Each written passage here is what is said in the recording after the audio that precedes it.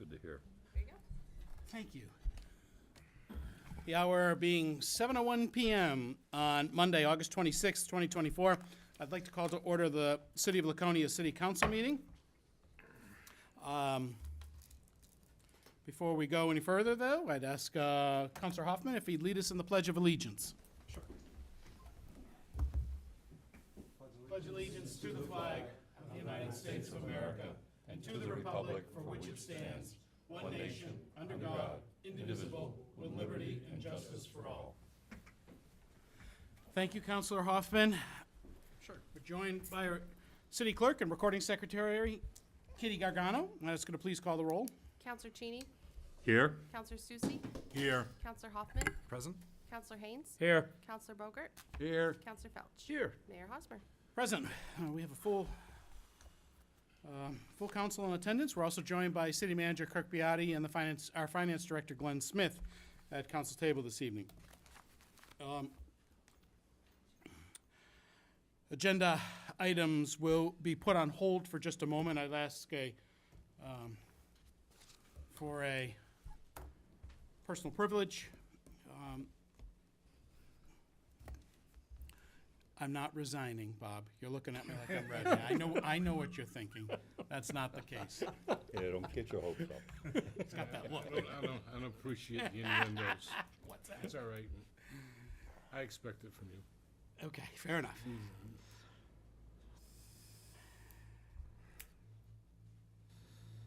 So, as we all know, on Thursday, August 22nd, while attempting to stop a suspect near Route 3, Roller Coaster Road, and Watson Road, Laconia Police Officer John Skean faced an act that can be only described as sheer malice. A suspect deliberately ran him down, attempting to end his life solely because he was wearing the uniform of a Laconia police officer. Officer Skean, in a split-second decision that most certainly saved his life, managed to leap just before impact. Though his injuries were serious, less than 72 hours later, and only 48 hours after significant surgery, John demonstrated the resilience that embodies the spirit of our first responders. He rose from his hospital bed, transitioned from a wheelchair, and walked out of Concord Hospital, where dozens of local and state police gathered to honor him as he begins his long journey to full recovery. This sobering incident reminds us of the inherent risk our police officers face each and every time they don their uniforms and attach their shields, a shield that represents both duty and danger. It's a poignant reminder of the courage and risk all first responders, police officers, firefighters, paramedics, embrace every day while selflessly serving the people of Laconia. Officer Skean, as many of you know, has deep roots here in this community. A fifth-generation police officer, his family is a proud part of this community, not just as residents, but as active contributors to the safety and well-being of our city. In the words of Irish statesman Edmund Burke, quote, "The only thing necessary for the triumph of evil is for good men to do nothing."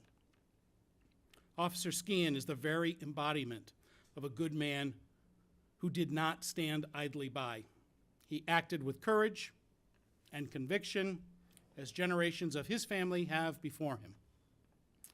His actions stand as a testament to the honor and sacrifice that underpin public service. On behalf of the City of Laconia, I want to formally acknowledge Officer Skean for his extraordinary bravery, his deep commitment to public safety, and his unwavering dedication to the service of our community.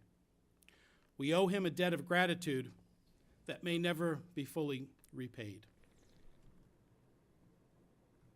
I ask this council for its unanimous support in recognizing Officer Skean, and I invite all of you to join me in saluting Police Officer John Skean as a hero who walks among us in our community. Thank you, Officer John Skean, or as I've come to know him, Johnny. Hope you'd all join me in a round of appreciation for John Scan.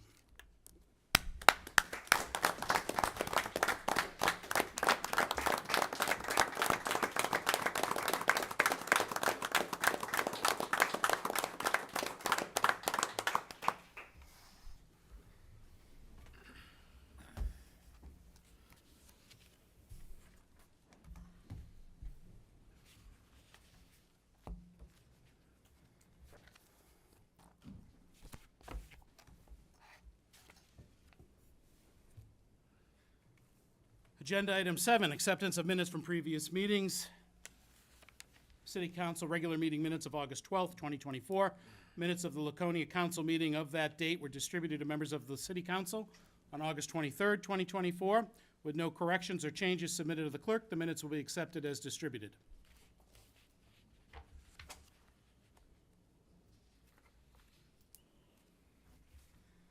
Agenda item 8, which is consent and action items, recommendations for appointments to boards and commissions. Motion to table. Is there a second? Seconded by Counselor Felch. It's non-debatable. I'd ask the clerk to call the roll, please. Thank you, Counselor Susie. Counselor Cheney? Yes. Counselor Susie? Yes. Counselor Hoffman? Yes. Counselor Haynes? Yes. Counselor Bogart? Yes. Counselor Felch? Yes. 6 votes in the affirmative, that motion passes, and we'll certainly address that at our September 9th meeting. Agenda item 9, citizens' comments for matters not on the agenda. If there's a matter that's not on tonight's agenda and anyone here in the chamber would like to address it, now would be the appropriate time. Seeing none, we'll move right along to, oh, I'm so sorry, come right up. Hold on one second, come right up to, introduce yourself and, Wendy French, downtown resident here for 7 years. I don't see on tonight's agenda something that came up at the last meeting, which is the graffiti situation downtown here. Maybe I'm missing it. I don't think it is on tonight's agenda, Wendy, Okay. so you certainly may speak to it, yes. And Okay. we can give you an update as to what's going on. The city manager would be happy to do that. That would be great. I had taken about 80 or so pictures of the graffiti downtown, and after I took those pictures, it continued to get worse. So I then saw the article on the front page of the Sun about the police seeking tips, and I did bring my pictures to them on Friday and spoke with an officer who hadn't seen the article yet and wasn't aware. So they were grateful for that, although they were dealing with another situation. I just said that I hoped it would help them find a pattern in it, and I know there's talk of putting cameras up, which don't always catch perpetrators. I know an editorial had been written by Richard Littlefield. I don't know if he's here tonight, but he offered his personal help to whoever's doing the Help Me graffiti, which is probably the most common one. There are 4 big ones on the walls all over downtown. So he offered his personal help to that person, and the police will hopefully use that. I've spoken with a few business owners and my landlord, who's one of the building owners, and what they've done is paint the entire wall black in the past when it gets bad enough, and it will deter it for a time until they target it again. So just seeing what's happening going forward. I also just spoke with the treasurer of Celebrate Laconia, Leah, and they said that they plan on mural discussion around February going forward, since their focus right now is the trees. So I think it's a matter of getting the walls primed and prepared for some murals, or acid washing if it's just removal and get it down to the bricks, but something to keep it from getting worse, because it makes Laconia look like a slum, which it is not, and it's not getting any better. Including the building right over there. Behind that lattice green wall is just as hideous as it gets. Now that it's spilled out into the street, it's starting to get more awareness. When it was behind that wall, it wasn't as much of a Thank an you very item. much, Wendy. Perhaps the city manager can address some Yeah, of your where are we concerns, at with if that's cleaning okay. it up and ideas? We're working with the contractor for cleaning purposes. We're also working with two different businesses one on a pressure washer cleaning and one on a non-pressure washer cleaning, because there's some concern with bricks on which one do we want to do. So, like I said, it's nothing has happened yet, other than we're contracting with somebody to come out, do some testing in some inconspicuous areas, see what the easiest process is going to be and most efficient for the building itself, and then we'll continue to move this on shortly. Taking a little longer to get them in than we thought, but there was some concern with the bricks as far as the pressure washing goes. So they just want to make sure we're doing everything right before we go around downtown and do something wrong too. So it's not on the back burner at all. As far as the cameras go, the police chief and I have already met and spent some time looking at where the upgrades should be. And what that would look like, whether it be our own cameras, whether it be into a system where the business owners have the cameras and we're working with them. So that too is, that's a much longer process to get done, but that is being worked on as well. So I would suspect we would have a finalized answer in the next couple of weeks about what cleaning solution or process is going to work the best and what we need to do to get it cleaned up. Okay, that's good to know. I think one of the challenges is almost all of it's privately owned. Yeah. So as much as we'd like to go out there and start cleaning it this evening, we really need the permission of the private property owners, and also to respect what type of, as Kirk said, what type of method we'll use to clean that. And there's no guarantee, graffiti artists being what they are, that they won't go True. back and do it again. So They might, but it would deter it for a time, and then they would move on to their next canvas, I guess. unfortunately, perhaps so, but I appreciate you taking the Yeah. time to share your thoughts. And maybe some of them become murals that we enjoy looking at, like the artist Jason Naylor that did the one next to the Chaos and Kindness business in Lakeport. Maybe Larry Freites has a take on what should happen, or maybe the kids that do the murals behind Boyaguro on the Wow Trail would get involved in something, or make it a community effort. Thank you. Okay, I'm glad to know there's efforts moving forward, though. All right, thank Thanks you. for taking the time to chat with us. Anyone else like to speak to matters not on the agenda? Seeing none, let's move on to agenda item number 13. 13A, which is a public hearing to lower the speed limit and restrict truck traffic on Pickerel Pond Road. Notice of this public hearing is made available in the August 15, 2024 edition of Laconia Daily Sun, posted at Laconia City Hall, Laconia Community Center, Laconia Public Library, and the offices of the SAU. Action on this item may be taken up under unfinished business later on this evening. I'd like to open the public hearing at 7:14 p.m. If anyone's here and would like to speak to it, please step right up, introduce yourselves, and try to keep comments to 3 minutes or less, just and give everybody an opportunity to speak. Welcome. Hi, my name's Bill Madden. I live at 104 Pickle Pond Road. Welcome, Mr. Madden. And- Thanks. Yes, and it's unrelated to the speed limit, but is it just my concern with the road? My first question is, they said the road would be finished when there was sufficient funds, and I'm just curious when. So I want to try and keep it narrow here. I appreciate your concern about that. I don't know if we're in a position to address that. No one's prepared for it, and I don't know if we can give you a great answer. But we're trying to keep it to just this subject matter of the speed limit. Do you have anything? Yeah, it's just the concern with the road itself and when it was gonna be finished and, what quality of construction it would be. It's right now, there's potholes and dirt and, So we could do this. We could. This could have been comments for items not on the agenda. So if he were to have stepped up earlier and posed this question, what would we have answered to that? I would answer that we don't have the exact time frame of when it's going to be done. It's part of it's in our roads program, and it's part of when I say 10-year road plan, I don't mean we're going to wait 10 years, but it's part of the 10-year road program that we're working through. So to tell you exactly when, I know they are continuing to work on the maintenance of the road. If you have potholes, they're working on that type of stuff. They're trying to fix a temporary betterment certainly for you than what you had before. But to say it's in this particular year or time, that I don't have the answer for you tonight. just wanted. Sorry for a lack of specificity to that, but Yeah, no, I understand. it was just recently certainly added to public roads, so it's kind of falls in queue at some point with other roads, but Yeah, so my only other comment is, since I've been here for 14 years, my taxes have doubled, and now my street is a dirt road, so I just wanted to complain, so thank you for that.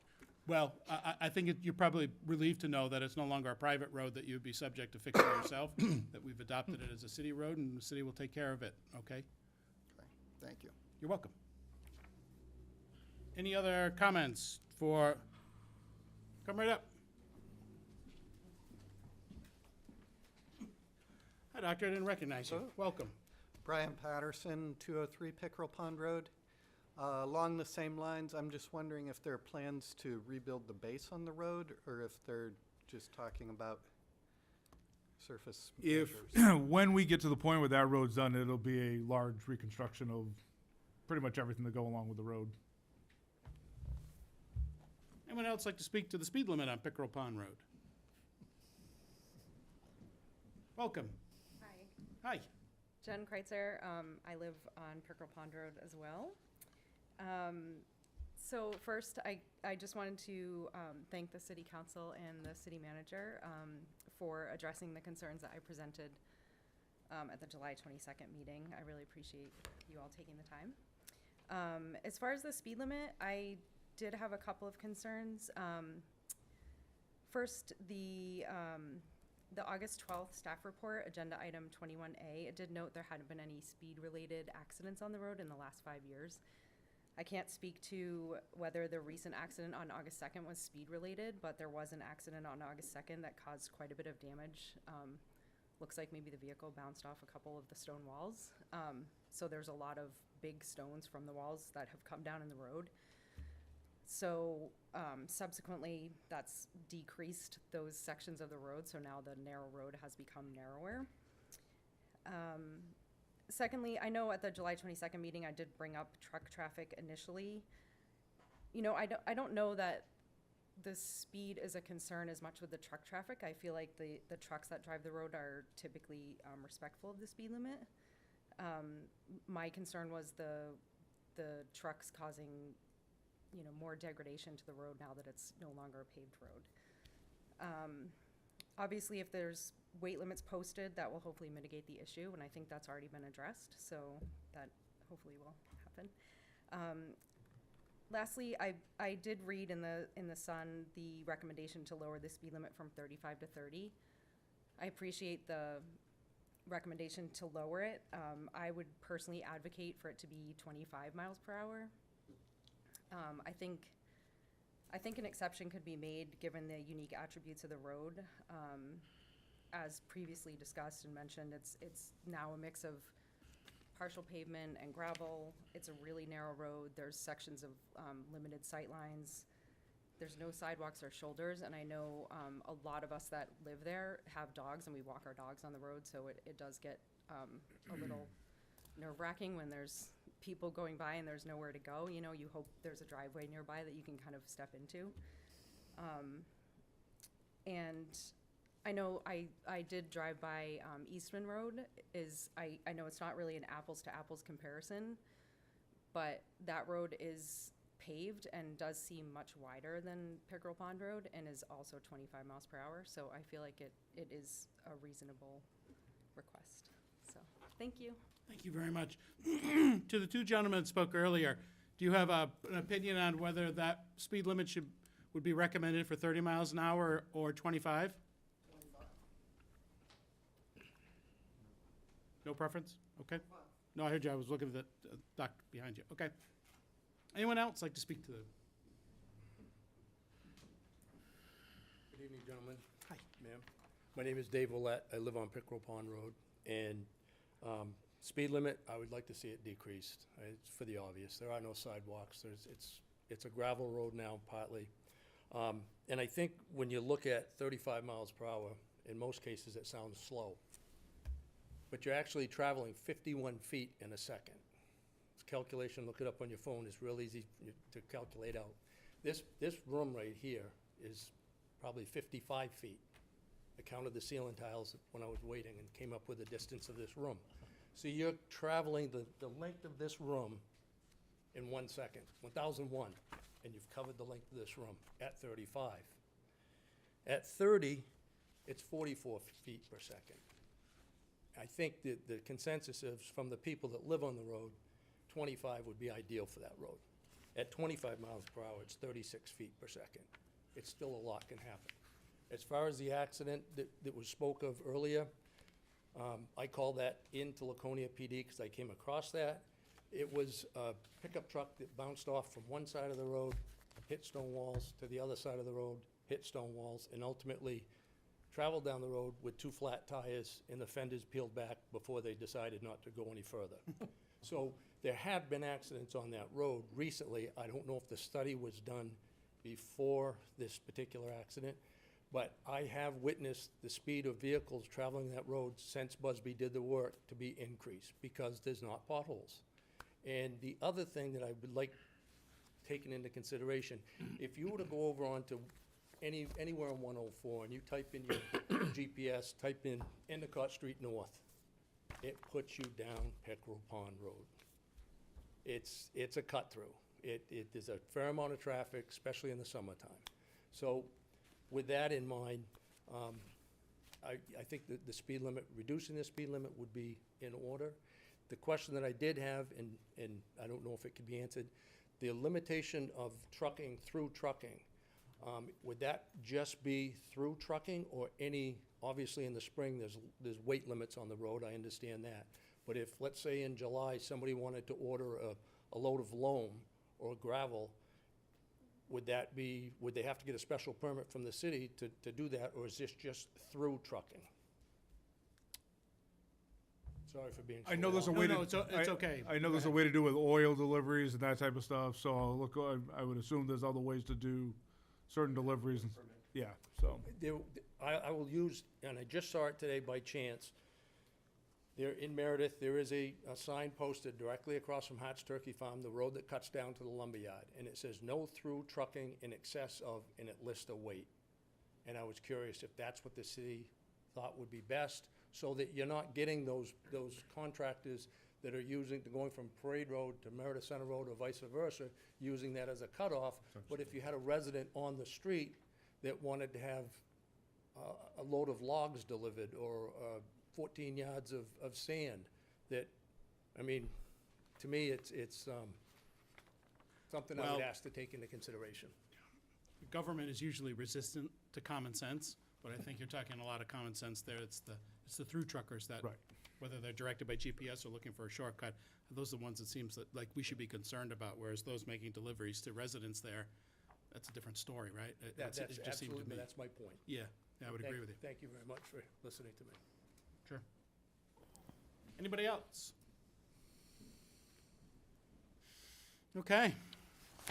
It's nice to have a public hearing that goes longer than 30 seconds, isn't it? So I'd like to close the public hearing at 7:24 PM. Under Agenda Item 13B, it's a public hearing on Resolution 2024-16, acceptance of an Office of Community-Oriented Policing Service, or a COPS grant, in the amount of $77,000 to fund the fiscal year '24 COPS Technology and Equipment Program invitational solicitation for the Laconia Police Department. Equipment Program invitational solicitation. Notice of this public hearing was made available in the August 15th, 2024 edition of the Laconia Daily Sun, posted at Laconia City Hall, Laconia Community Center, Laconia Public Library, the offices of the SAU. I'd like to open the public hearing at 7:25 PM. If anyone would like to speak to that matter, now would be the appropriate time.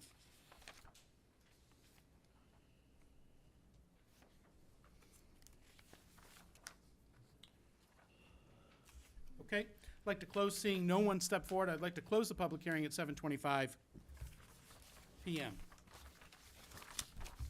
Agenda Item 13C, public hearing for Resolution 2024-17, acceptance of an Office of Community-Oriented Policing Services COPS grant in the amount of $175,000 to fund police officer recruitment and retention for the Laconia Police Department. Notice of this public hearing was made available in the August 15th, 2024 edition of Laconia Daily Sun, posted at Laconia City Hall, Laconia Community Center, Laconia Public Library, and the offices of the SAU. I'd like to open the public hearing at 7:26 PM. If anyone would like to speak to this matter, now would be the appropriate time.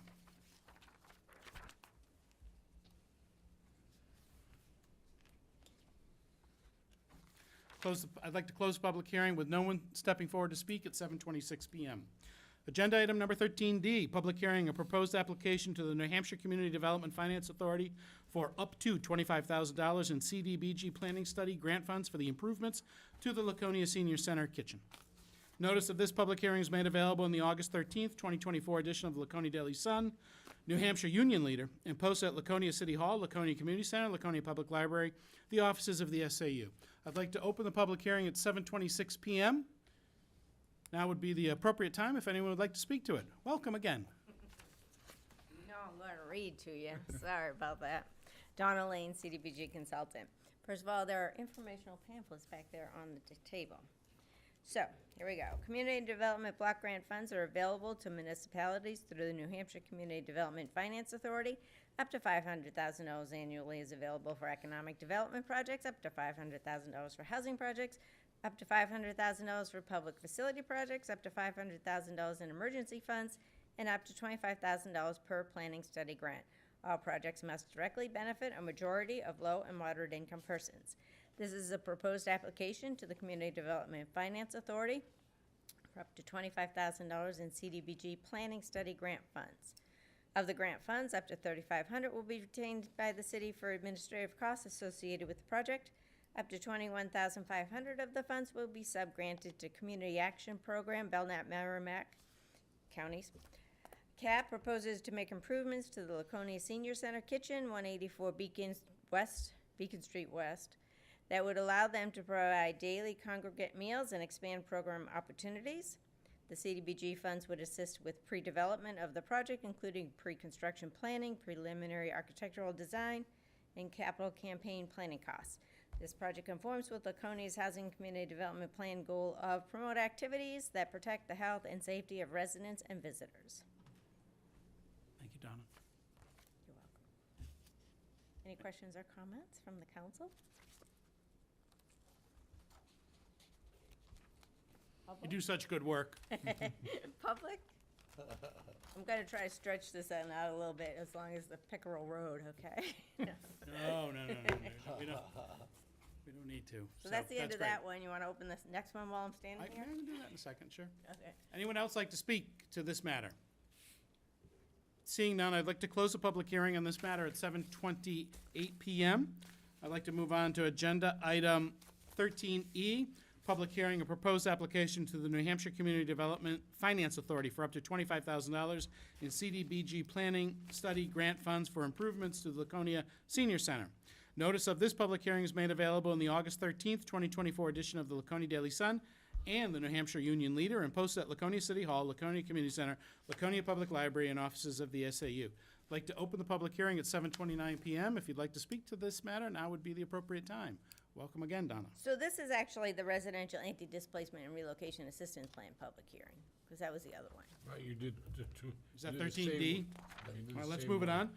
We'll go to 13E. We're going to open up the public hearing on that. The Anti-Displacement and Relocation Assistance Plan for the Merrimack Belknap Community Action Program Study. Notice of this public hearing was made available in the August 13th Daily Sun, New Hampshire Union Leader, posted at Laconia City Hall, Laconia Community Center, Laconia Public Library, and the offices of the SAU. I'd like to open the public hearing on this at 7:29 PM. So this one's always a little misleading because we talk about anti-displacement and relocation and we're doing a study. So again, it doesn't apply to what we're doing, but we have to adopt it. It's project specific. Every time we ask for CDBG, we have to adopt it. This plan outlines measures under the Uniform Relocation Act required for CDBG projects that involve any displacement or relocation of persons or businesses.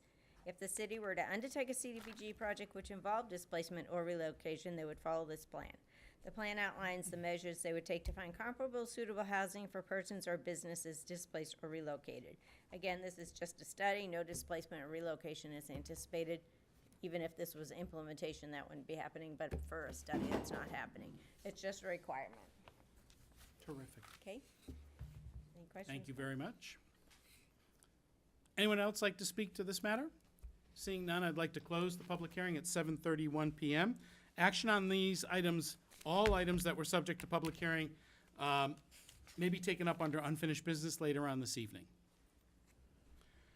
Moving on to agenda item number 13F, which is a public hearing, ordinance 2024-189-5:A, relating to public sewer connection waivers. Notice of this public hearing is made available in the August 15th, 2024 edition of Laconia Daily Sun, posted at Laconia City Hall, Laconia Community Center, Laconia Public Library, and the offices of the SAU. Action on this item may be taken up as well under unfinished business later on this evening. I'd like to open the public hearing at 7:31 PM. If anyone would like to speak to this matter, now would be the appropriate time.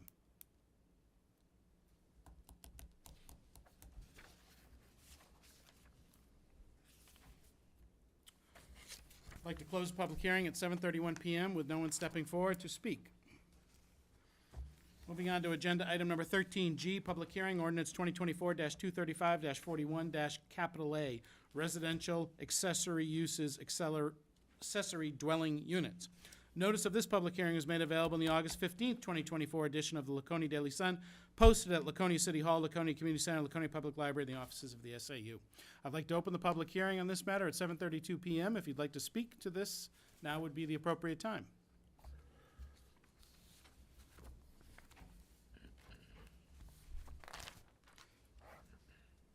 With no one stepping forward, I'd like to close the public hearing at 7:32 PM.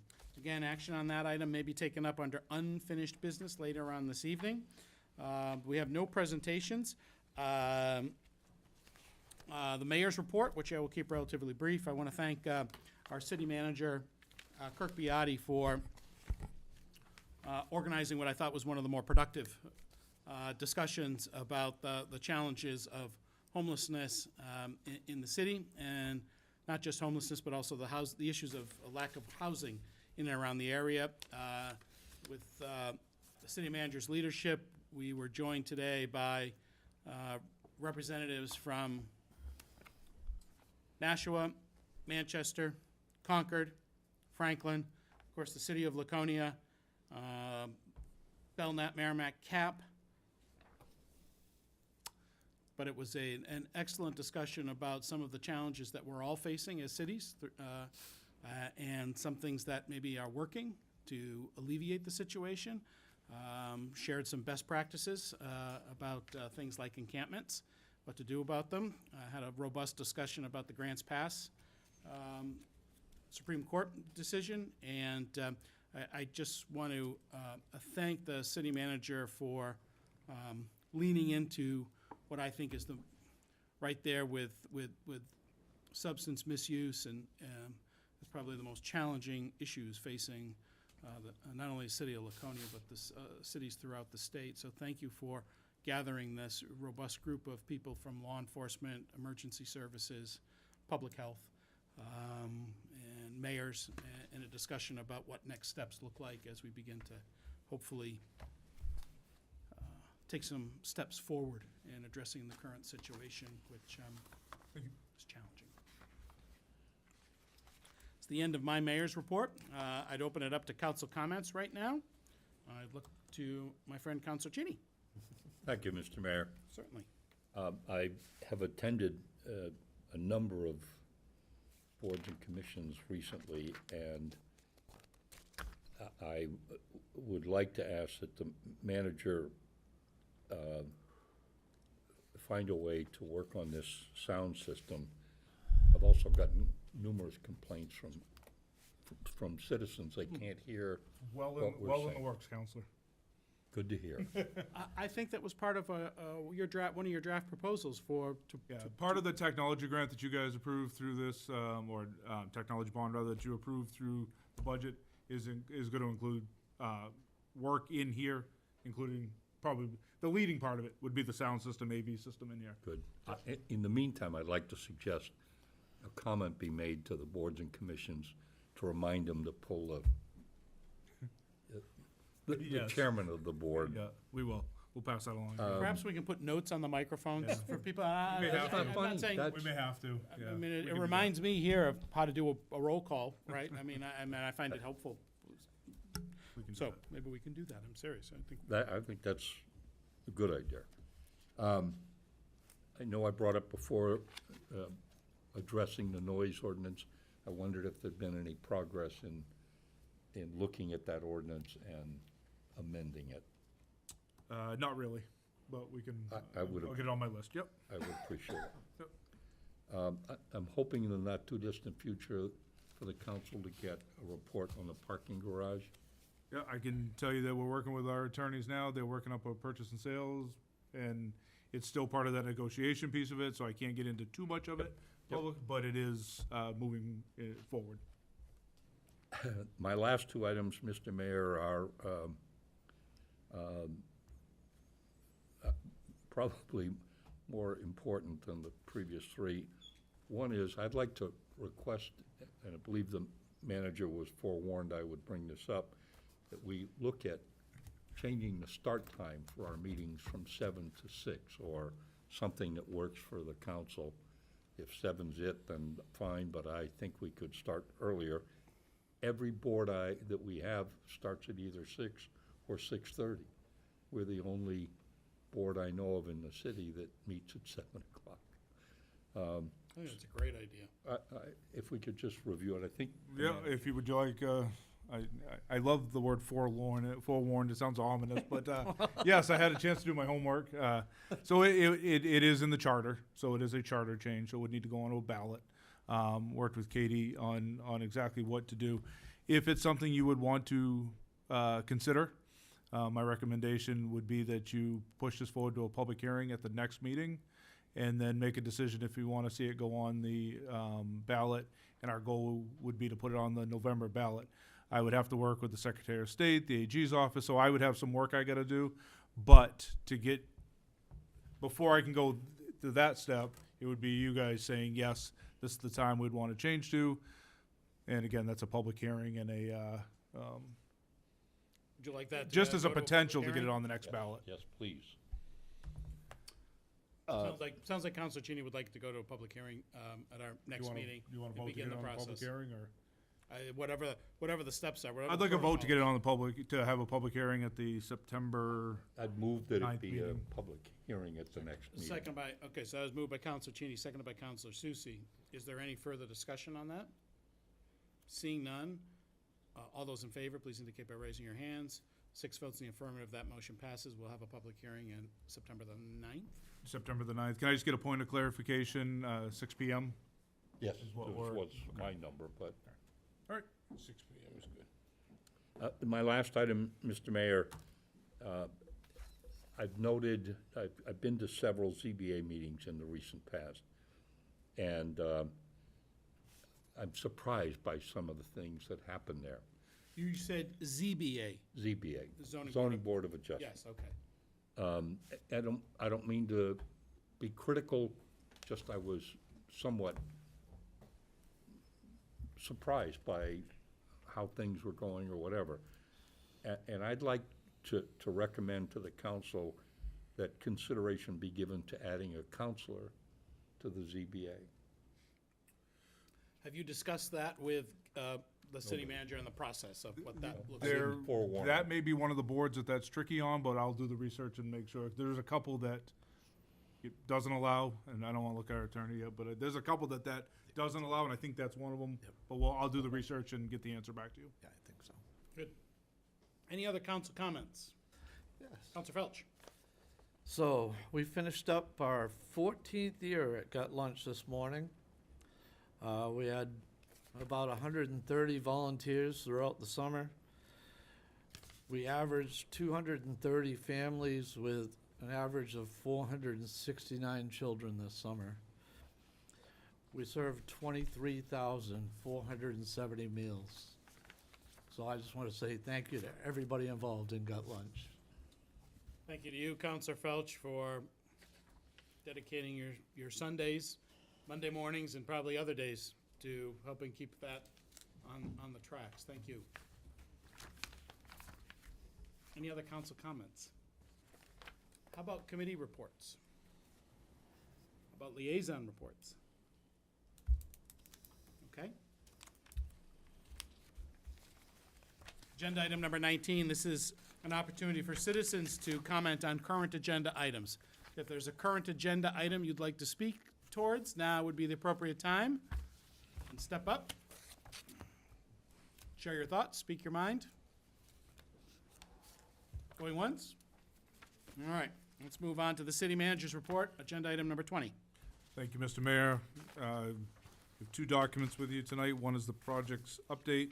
I'm not going to read through this whole thing. I'm going to hit a couple highlights for you, and if you have any questions, I'd be glad to help answer them.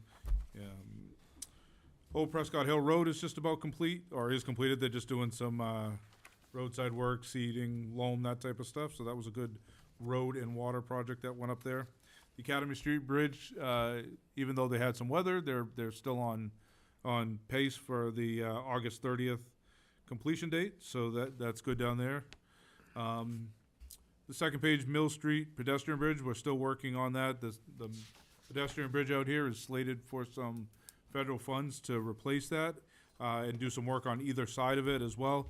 We're just waiting on some final exactitude from the federal government how it's going to work, but that's moving along well. The O-Pee-Chee Loop on page 3 of this document. This is the promenade area and some of that Elm Street, Lakeport area. We had, I've talked about this before, there's been a lot of back and forth exactly how it should go. The grant that we have this through had been great working with us. We're working with Lake Street and Planning Commission. We've just signed some new documents as far as exactly what the project is going to look like. So we'll get a presentation for you at some point. But everything is finally moving along where it should be, and I thank our work with DPW on that for getting us to where we are. Next page, the update on the Native American sculpture. I think I've said no update now for almost the 2 years I've been here, but there's the engineers that once this was printed, the plastic makeup of it, when it was done, the concern was that the weight of it is not going to be heavy enough to withstand the wind forces and all that. They've now found a way that they're going to be able to essentially coat it and then paint it, and it'll look just like it was supposed to. It'll be heavier. It'll be more. It'll handle the wind shear forces. I'm not going to look at the engineer because he's going to question my math, but I didn't do the math. But it from all accounts, it sounds like it's going to be able to move forward now. I'm not going to say quickly, but it's going to move forward now, and I think we're going to be able to get this project wrapped up. I don't know if you guys have talked about it at Parks and Rec, but they've been working hard with it as well. Yeah, I think the only issue is once it's done, getting it across the track Oh, because of the weight. oh, okay. So. I hadn't heard that one yet, so Yeah. thank you. And that's all I have out of this document. A lot of stuff in here, but a lot of it's repeat. So if you have any questions, I'll be glad to answer them. But.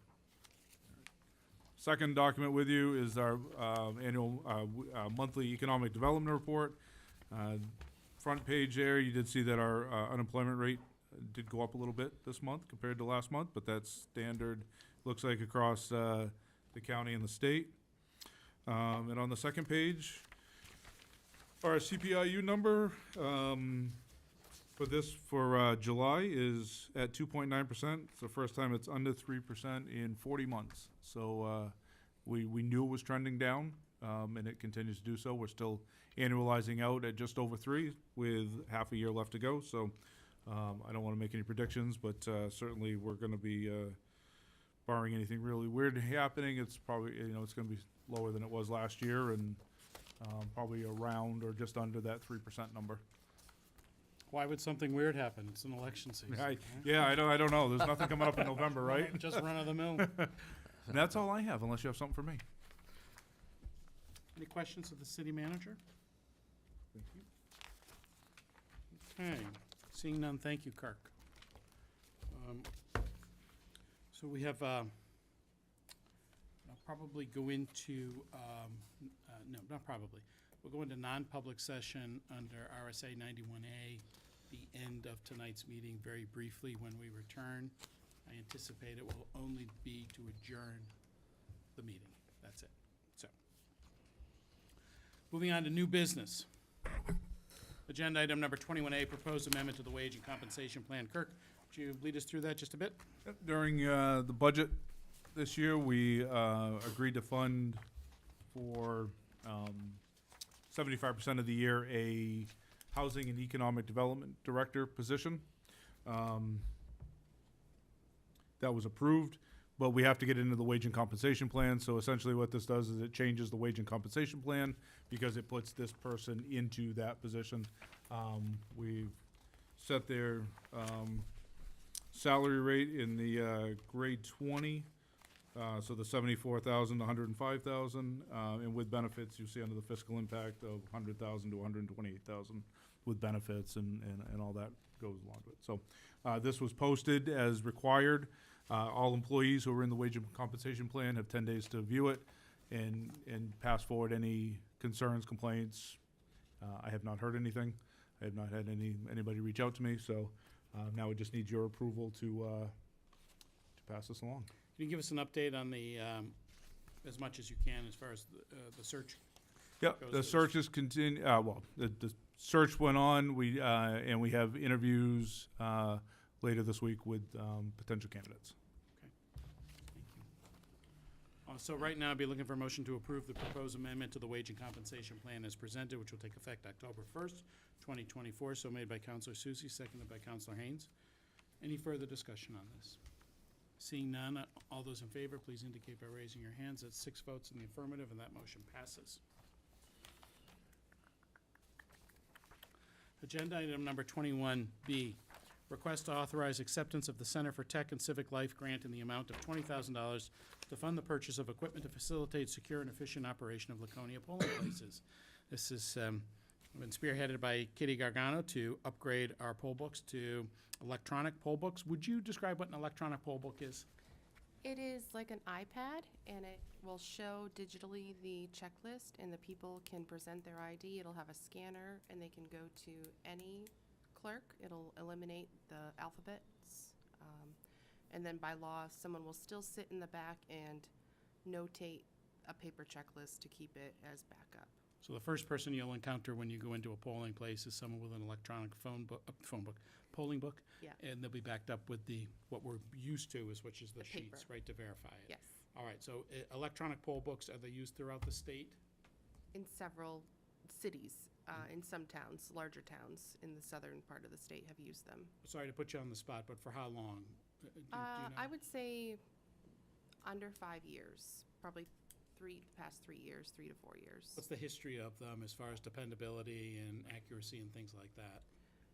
They have been very well known for accuracy. At the end of the night, they can run a report that'll spit out exactly how many Republicans, how many Democrats had come in and gotten a ballot versus spending hours and hours counting. So they have compared that report to the paper checklist, and it's been very accurate.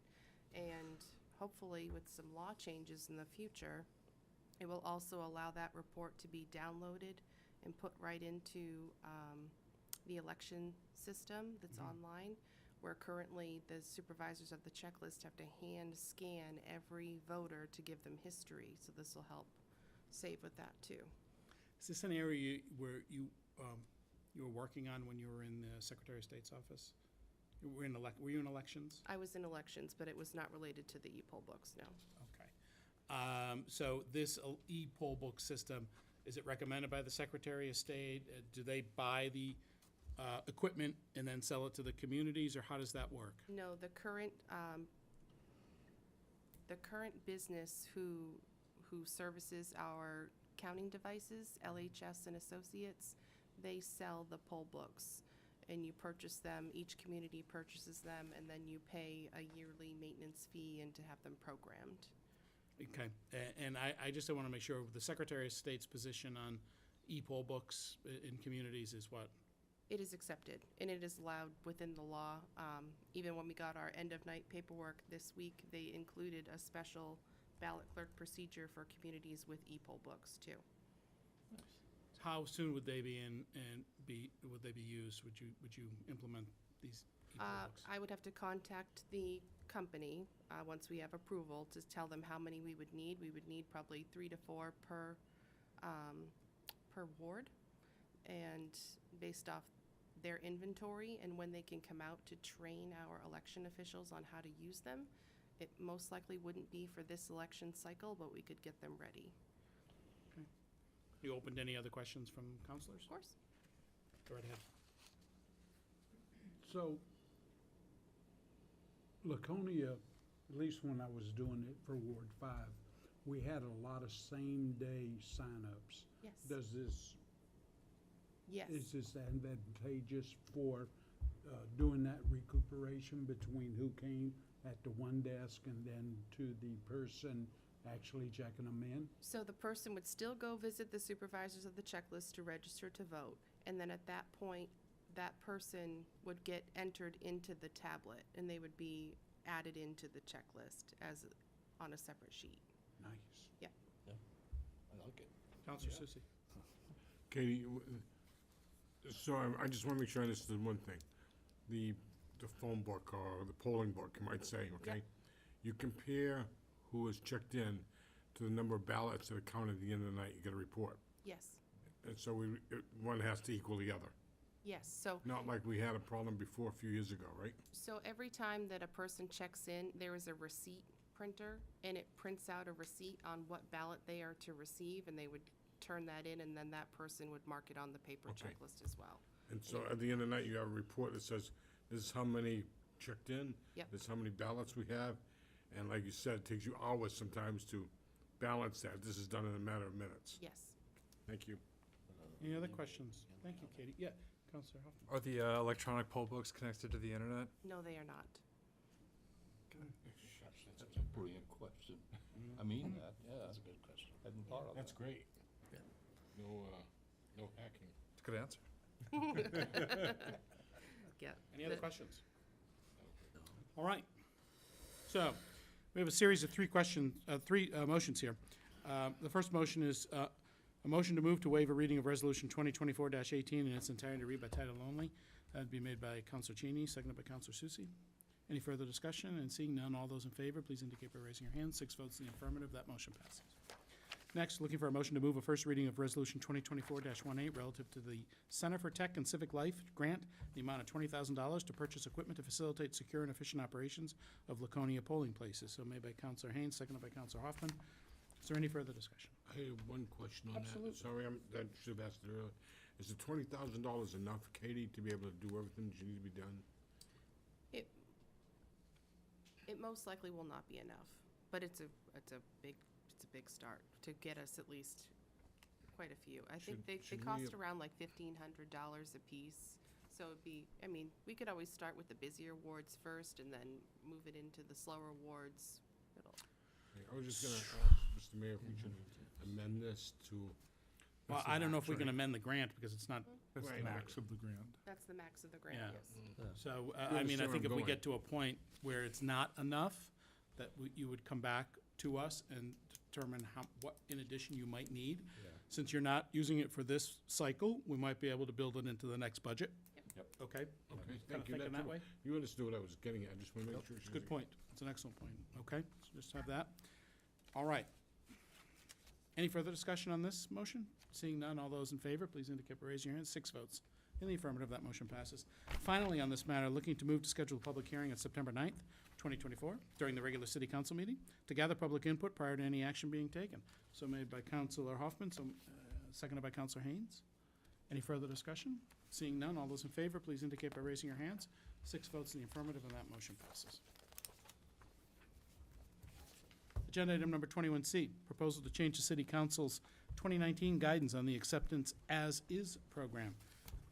City manager, would you be so kind as to walk us through this a little bit? I will, and I will say, we do have our legal counsel with us tonight, who's been working with us on all the road programs, if there's pointed questions that she can answer for us.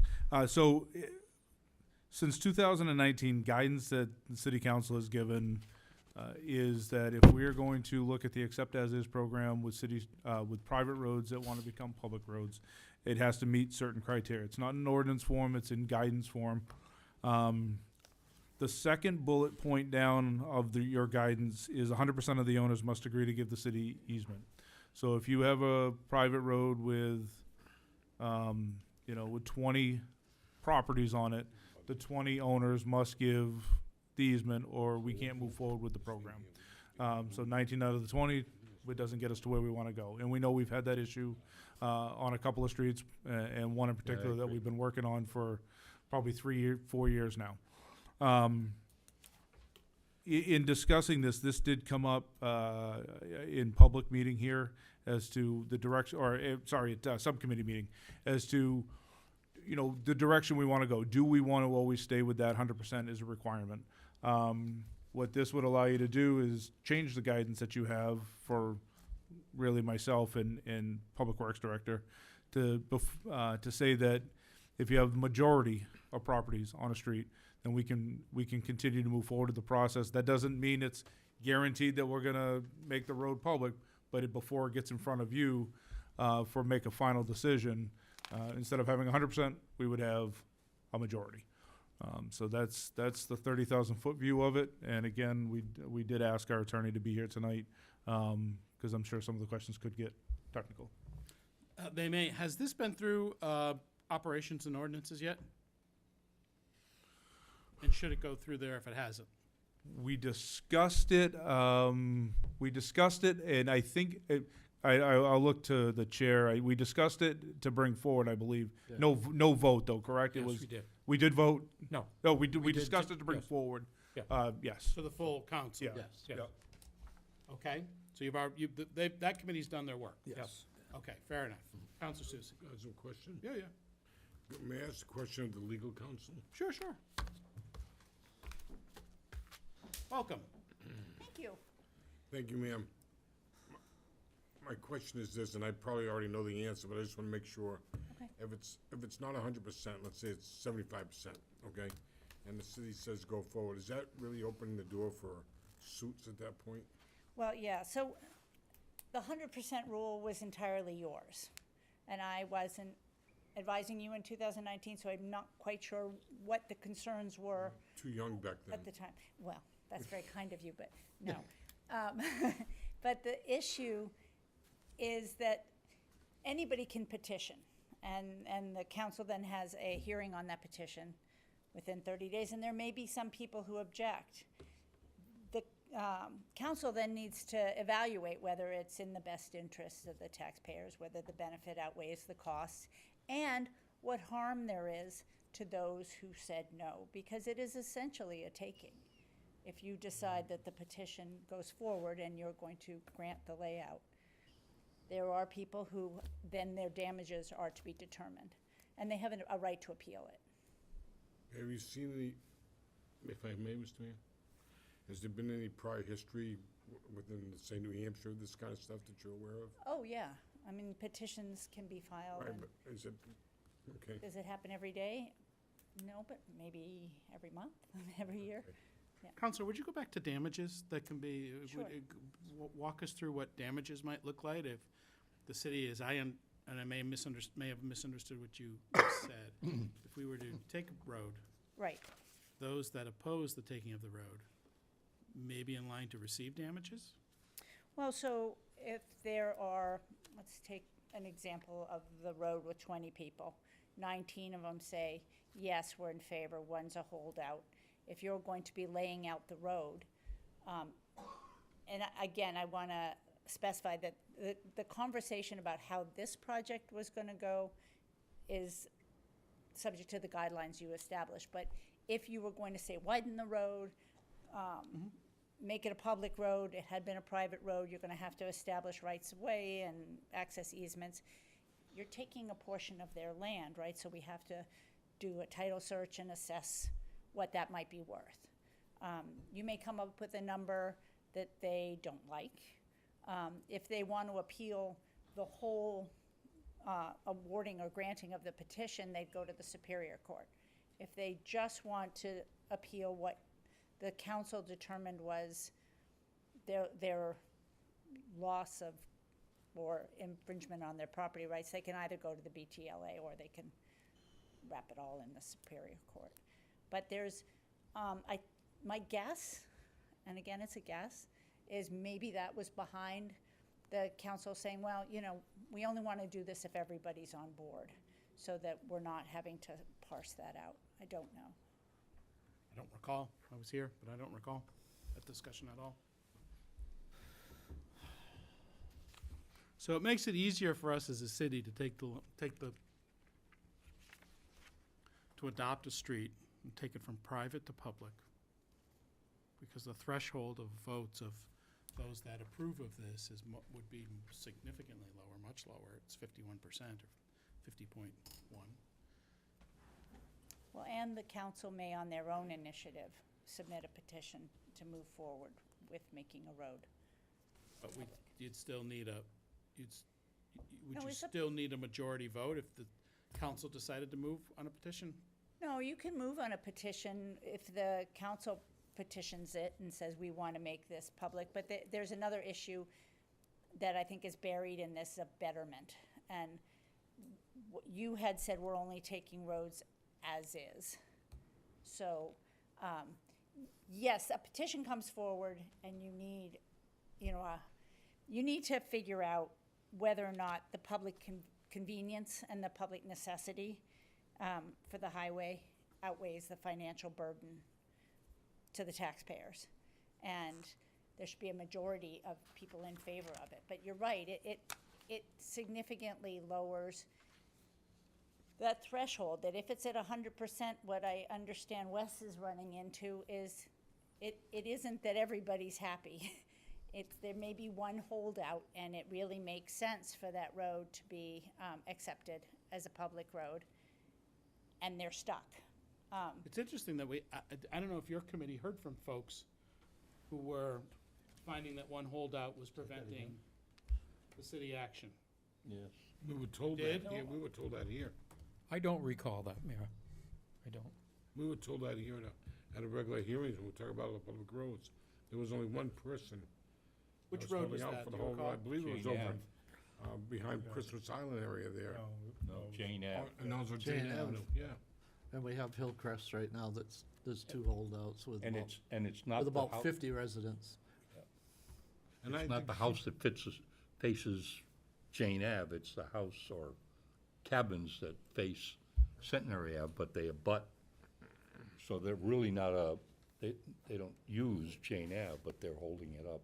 And the council mentioned a word that I think is very important, and it's betterment. Yep. And I think that holds a lot of weight. May I throw something in on the, I just want to, Are you making it better or more confusing?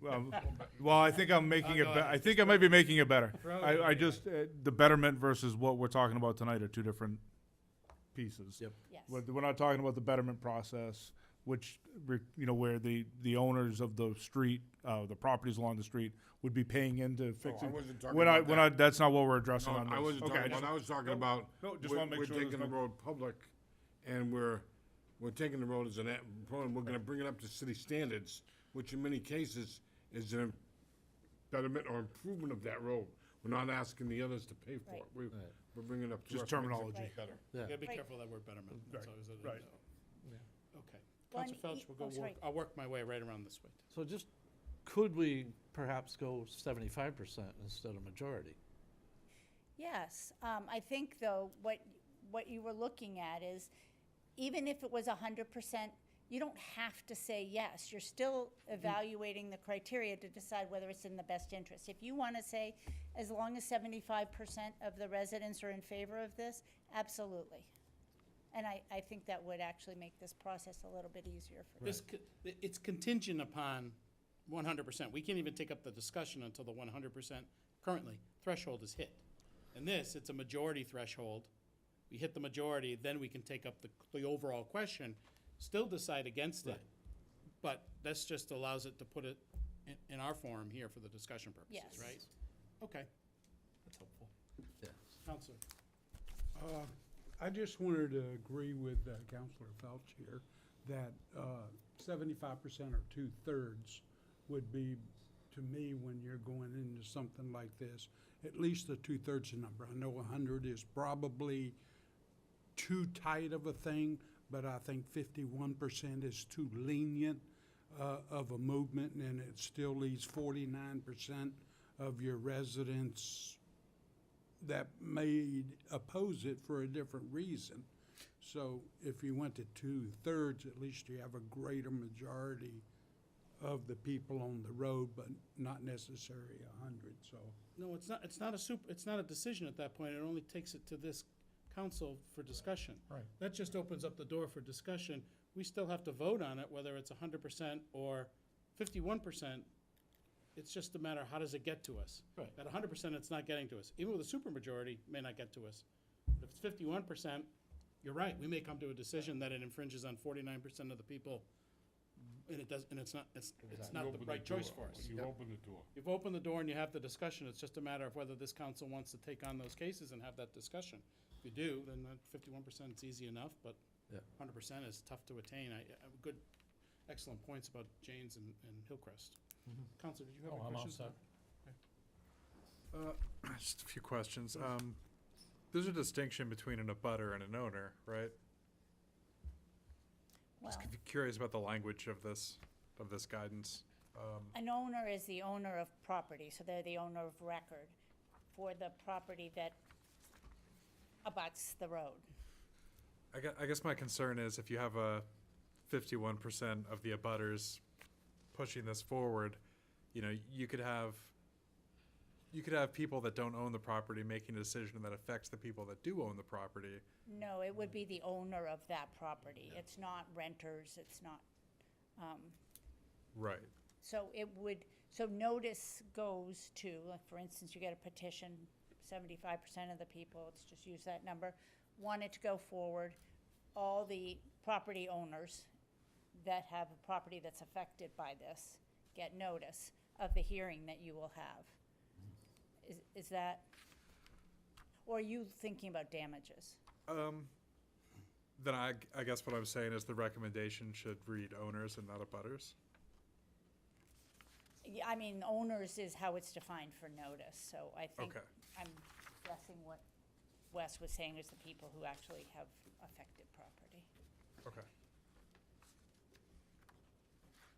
So the motion is before us is, Mr. Mayor? it says abutters, that's all. Did you see the motion in front of us here, by any chance? Yes, Counselor, Oh, I'm sorry, go ahead. I'll go to Counselor Susie next and land at you, is that okay? I'm sorry. No, it's quite all right. I just wanted to make sure she's aware of the motion. Oh, yeah, I see it. And I think I'd let Wes speak to his proposed motion. Okay.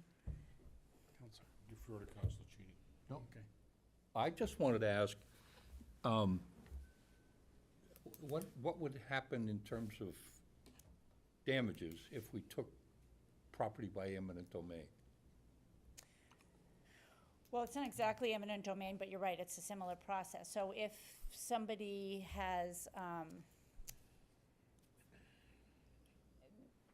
you're assessing sort of the value of that, just like in an eminent domain proceeding. Right. You're assessing what's the market value of that property and what's the compensation that is fair to them for I could probably be paving over a certain number of these properties or establishing culverts or, bringing it up to city code. And then if it's a public road, there's, people using that road. So it could be different. It's unique to the property taken, right? There could be some, depending on the layout and what you want to take, could be a small strip, or if there's the road Right. is cutting across, you need culvert, you've taken a wide, so then it's just determined how many square feet of real estate the city is taking. And there's got to be a calculation, I would assume. Well, and Doesn't sound like it's honestly- anything punitive, maybe just fair, right? Right, exactly. And in some of these, there are structures built into the, So that would be Right part of away. our determination as to whether we would go forward with something like that, Yes. right? I mean, that, Yep. yeah. No, I was gonna ask that we change the word in the motion.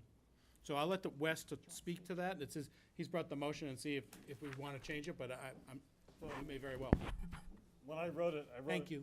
carefully because you can have a property owner who's impacted by it but doesn't abut the street, in which case that person really doesn't have a vote in it. It could be, if you get like a T intersection, they could be across it. but because they're not abutting the road that's in question, they have no, I'll say, no vote in the matter. So, Then, Well, I don't know if I want them to have a vote in the Right, matter because we're exactly. not taking their that's land. why I use the term abutter. Right. Their property that they own has to abut the street that's in Street. question. then they're an owner. Correct, but they're a property owner first, and then the property owner, their land abuts the street. Yes. If you're coming out at an intersection where it T's, the person across the street has nothing to do with that road that's going in there. Then why He's worry an about it? owner, he's an owner versus an abutter. He I'm doesn't only abut concerned about the owners. Does If this you're in make, a- if I you're- understand what you're trying to say here. Does this make sense? I understand what he's saying. So, for the purpose of the city deciding whether they're involving everybody and getting everybody's voice before you hear a petition, I think that's what Wes is talking about. When I'm talking about owners, I'm talking about 231-9, which is notice. Once you have a petition, who gets notice that you're gonna have this hearing? And that's the owners, so it would be the owner of record of that property. I don't know if that makes it clear as mud, but I'm trying to kind of figure out where you came up with the guidance in 2019 and what the thinking was behind how many people you wanted involved in the conversation and the approval. I would suggest right now that maybe this should be tabled until at least the 9th, and we do a little legislative history from 2019 and figure out why we did what we did. Maybe give us a little bit of I'll make the guidance. motion to table if we need it. I think it needs a little research. I think this abutter and ownership has still got me it's a little foggy. I'm with owners, and I'd like to, 'cause Okay, so there's a motion to table by Counselor Susie. Is there a second? Seconded by Counselor Hoffman. Non-debatable motion. All those in favor of tabling this for further research and discussion with legal counsel, raise your hands. 1, 2, 3, 4, 5. Opposed? 1. 5 to 1. This item is tabled. Who didn't vote? Everybody voted 5 and 1 to 6. Maybe we can incorporate both owner, abutter. That's what I'm thinking too. Right. But we may not even have to go back to 2019 to do this, but Right. we may just want to do what we think is best now, but. I just, a butter me could mean so much more. Well, yeah, I think that probably the RSA has the definition of a butter, I would suggest, and that probably would give us a little bit of guidance here, but I just don't have it in front of me. Right. You didn't vote? He was I against. voted no. Okay. Okay, Only because it's my ward that it was against. No. item number 22A, under unfinished business. This is a request to lower the speed limit and restrict truck traffic on Pickerel Pond Road.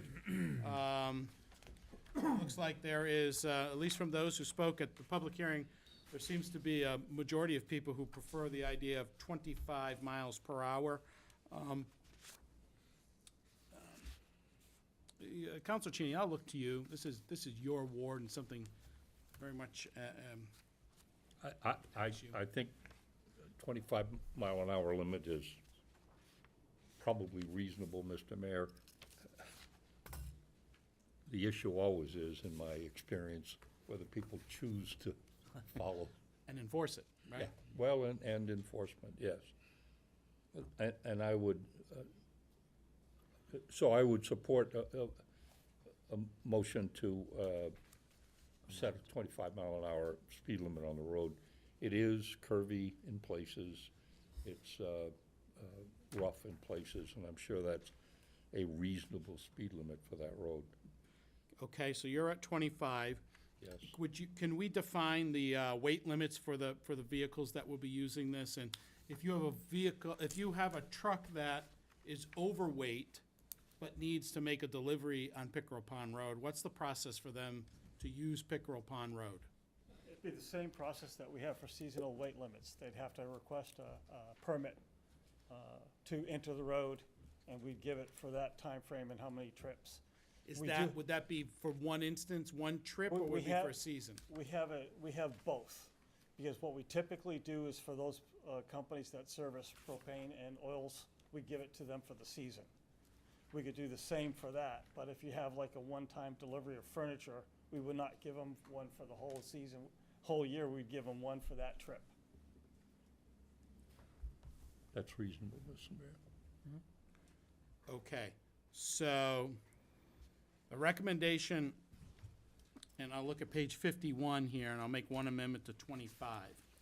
Public Works recommends a 30-mile-an-hour, but we'd like to move that to 25 miles per hour based on the typical sight distance in the road. The appropriate weight limit on the road, other than during the spring thaw, is 26,000 pounds. To minimize the confusion during the spring thaw, Public Works recommends that the weight limit be set to 20,000 pounds. So 26 is the weight limit, drop to 20 during the thaw period. People who receive the exceptions under the RSA still get their exceptions, right? Correct. Milk delivery, maple syrup, and septic systems, I think, right? Right. Yeah. Okay. Go ahead, Counsel Cheney. Any other questions? No, sir. Nothing to interject? Okay, fair enough. I'm trying to stay out of trouble, Mr. Mayor. So right now, I'm looking for a motion to move to approve the request to lower the speed limit to 25 miles an hour and restrict truck traffic on Pickerel Pond Road as presented. So made by Councilor Cheney, seconded by Councilor Felch. Is there any further discussion on this motion? Seeing none, all those in favor, please indicate by raising your hands. 6 votes in the affirmative, and that motion passes.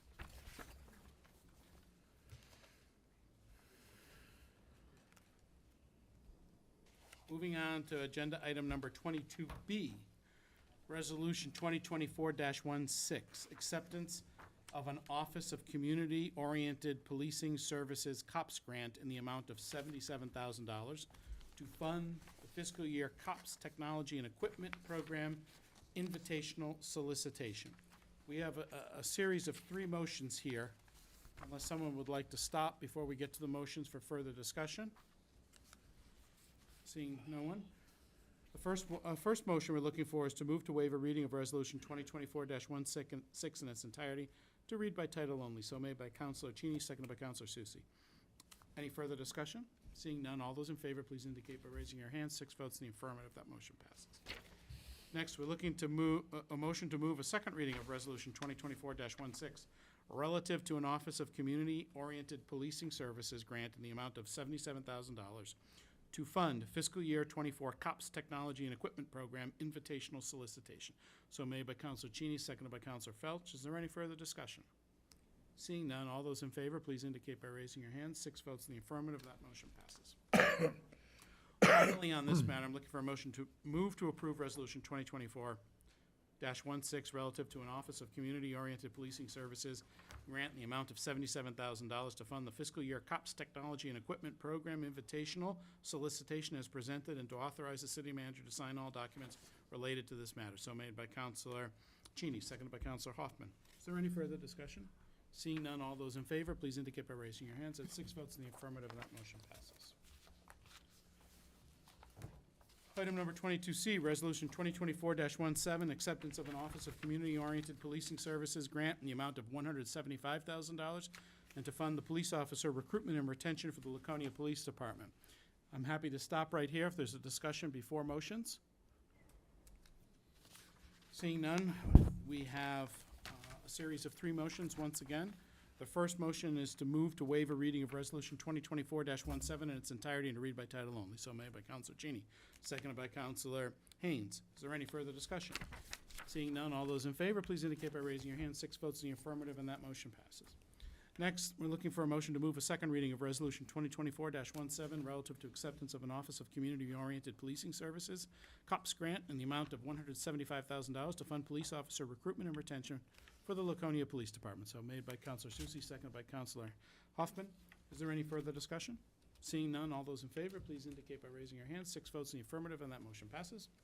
Next on this matter, I'm looking for a motion to move to approve Resolution 2024-17 relative to acceptance of an Office of Community-Oriented Policing Services COPS grant in the amount of $175,000 to fund police officer recruitment and retention for the Laconia Police Department and to authorize the city manager to sign all documents related to this matter. So made by Counselor Susie, seconded by Counselor Felch. Is there any further discussion? Seeing none, all those in favor, please indicate by raising your hands. At 6 votes in the affirmative, that motion passes as well. Moving on to Agenda 22D.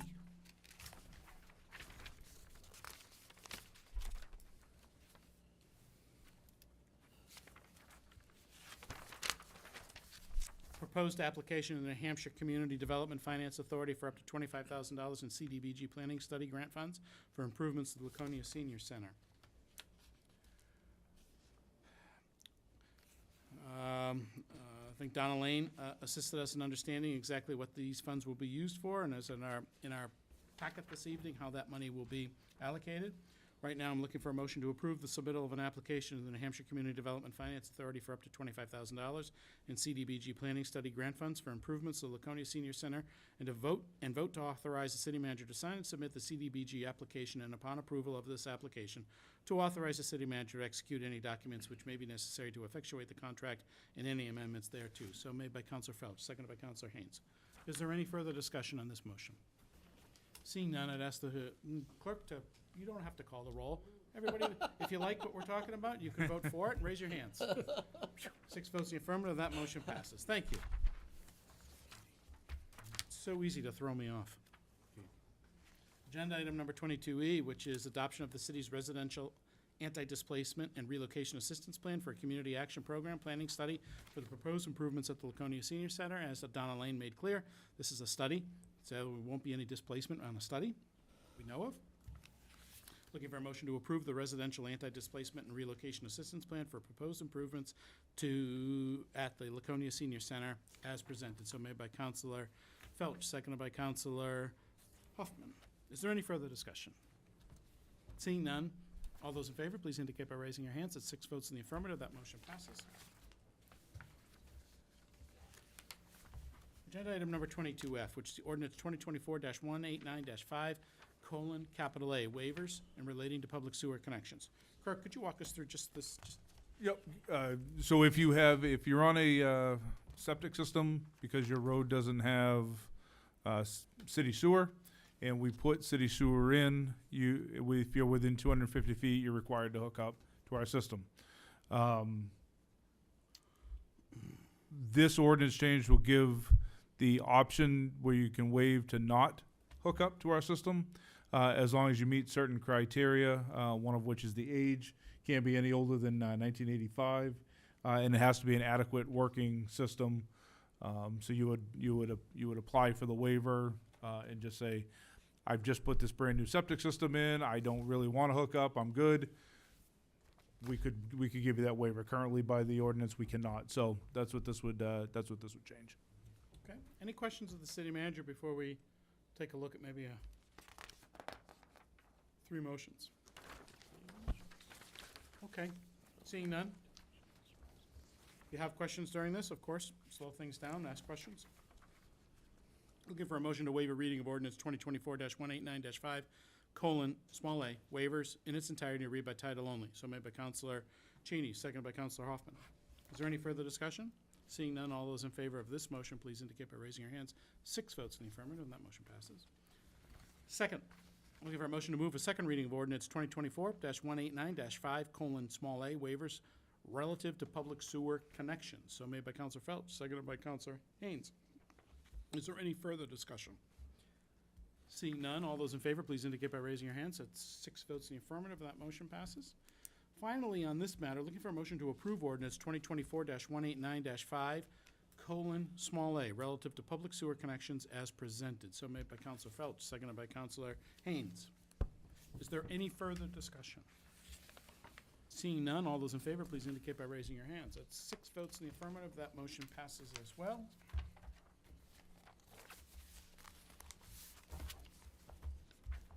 The last item on our formal agenda this evening is item number 22G, ordinance 2024-235-41- capital A residential accessory uses, accessory dwelling units.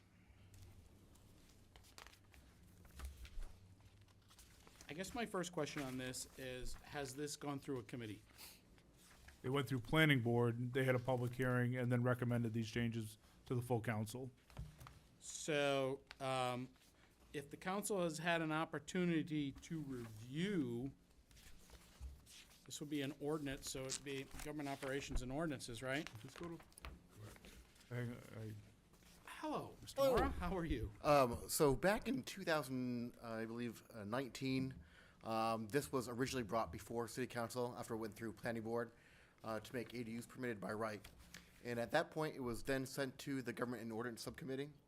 And then we just took that up, I think it was several months ago, and we made some revisions to it, and then we sent it back to Council, where it was here, I think it was last month, and we had some additional language added. And then that was sent back to Planning Board. Planning Board reviewed it and said, we love it, and we moved it back here. Is this a reflection of a change in the RSA's about the right to have accessory dwelling units out of the last session? No. So we started this a couple years ago, but we had the RSA that came through that did not pass the proposed law. I think it was House Bill 1219. And we updated our ordinance to reflect some of the changes that were proposed in that House bill to allow for larger ADU sizes and to allow them to be permitted by right. Anybody have any questions about ADUs? Can you build an ADU that's bigger than your original primary residence? No, that would then become your primary residence. Even if it really wasn't your primary residence? Just if it was large, is it just based on square footage of the ADU?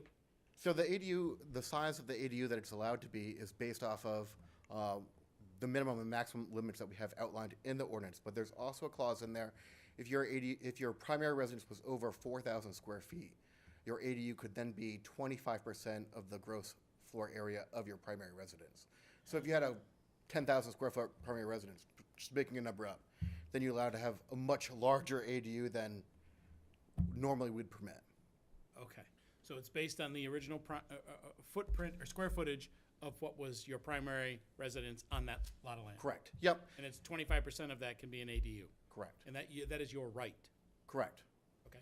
Mr. Mayor, the date was July 10th that the Government Operations and Ordinances did hear this. Okay, all right, that's very helpful. Any questions of Mr. Mora? I don't have questions. I have watched him work this, and I compliment him on the effort he's made.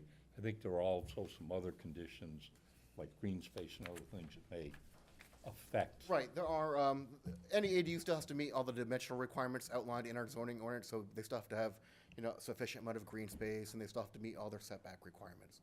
Okay, all right. So So that it's not just, you yeah, have a you right, can put you it can do whatever you anywhere. want. You've got a Yeah. right, but you still have to comply with Still it. have- yes. Got it. Okay, that's really helpful. Did you raise your hand? Well, yes. Rob, I'd still like to have someone explain to me why that's not considered multifamily. So, it's not considered an additional dwelling unit. It is still, when you've classified that as, it's still a single family. You're not getting that second occupancy. You're still remaining as an occupancy of one. Does the address stay the same? So your address stays the same, but DPW is gonna assign it a 911 address for 911 purposes, so that first. So it would be hypothetically 19A. Right, so you could have a property address of 100 for the primary residence, and then 102, say, for the ADU. But it's still a single family. You're not getting that second occupancy unit on your property card. Okay. So I think- I still have the question about that, but I understand your explanation. So, to get to your occupancy, we start talking about density. And ADUs don't count against your density. So you could have a 10,000 square foot lot in an RS district, and you only are allowed to have one unit there. So having that ADU, that doesn't count against your density. So you could have your 2 units as your ADU, but you're not really getting that density. Okay, so really the idea behind the ADUs has always been that almost like an extended family would have the ability Correct, to live yep. with you. It's not a separate rental unit for you to go into the. It was landlord originally business. designed like the in-law apartment, for that additional family that you want to have. And we've kind of seen it change through time here, especially lately as the cost of living has increased, that, you know, I understand. Go right ahead. In here, it was stated that you could rent it out, and as long as the owner resides in the primary thing, it could be a rental correct. You can rent it out, that is absolutely correct. to a non-family member. Yes, yep. Okay. And the only stipulation we put in there was the last item, which is 14, which you recommended last time when we came to city council, was any lot with an approved ADU is not permitted to use short-term lodging, and any approved short-term lodging unit is not permitted to have an ADU. Should a property obtain a permit for either short-term lodging or an ADU, all prior permits issued for short-term lodging or an ADU will be rescinded upon issuance of the new permit. So we can only have the one. So that's really preserving our housing stock for the single family, which I think was our objective. Investors, it was kind of slowing down investments. Correct. Thank you. You're welcome, sir. Okay. I'm glad you're here. Thanks for helping us walk us through this. Me This is too. good. All right, so shall we wait for Counselor Susie to come back before we run Or I through have some? his vote if you'd like me to. How about this? Let's do the first motion anyway. Looking for a motion right now to move to waive a reading of ordinance 2024-235-41-A in its entirety and read by title only. So made by Counselor Cheney, seconded by Counselor Haynes. Any further discussion? Seeing none, all those in favor, please indicate by raising your hands. That's 5 votes in the affirmative. That motion passes.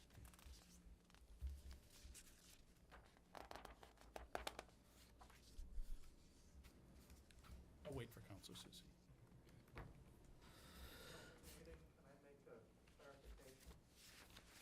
To this, no, I don't, no.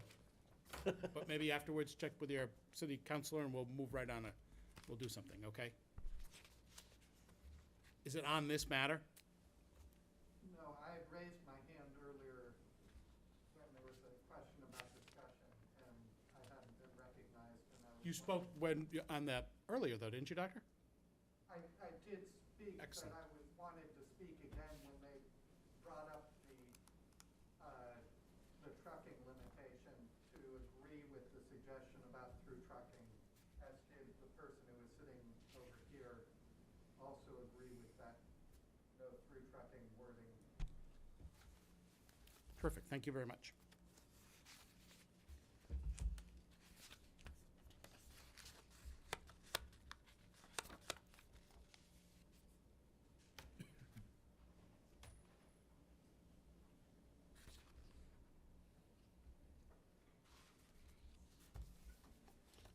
Counselor Susie, we are on the second motion on agenda item number 22G. We waited for you. Thank you. The first one, we thought you would be, it's an easy one No for problem. everybody, right?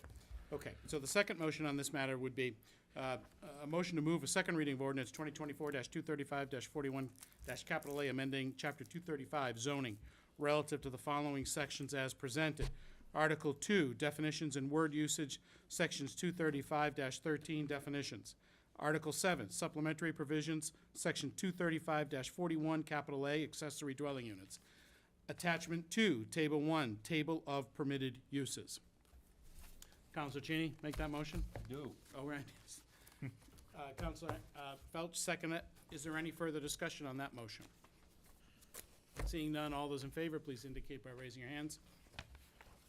6 votes in the affirmative, that motion passes. Finally, I believe on this matter, looking for a motion to approve ordinance 2024-235-41-A, amending Chapter 235 zoning relative to the following sections as presented. Article 2, definitions and word usage, Sections 235-13 definitions. Article 7, supplementary provisions, Section 235-41, capital A, accessory dwelling units. And Attachment 2, Table 1, Table of Permitted Uses. So made by Counselor Haynes, seconded by Counselor Cheney. Is there any further discussion on this motion? Seeing none, all those in favor, please indicate by raising your hands. That's 6 votes in the affirmative. That motion passes. Thank you. That concludes our formal agenda. Right now, I'd like to make a motion to go into non-public session under RSA 91-A:3, Roman 2. Consideration of the acquisition, sale, or lease of real or personal property which, if discussed in public, would likely benefit a party or parties whose interests are adverse to those of the general community. I'll make that motion. Thank you very much. Seconded by Counselor Felch. Calling the roll? Counselor Cheney? Yes? Counselor Susie? Yes. Counselor Hoffman? Yes. Counselor Haynes? Yes. Counselor Bogart? Counselor Felch? Yes. 6 votes to the affirmative. We are now in a non-public session. I'll wait for the clerk to take us offline. Yeah, you must have the same. Yeah.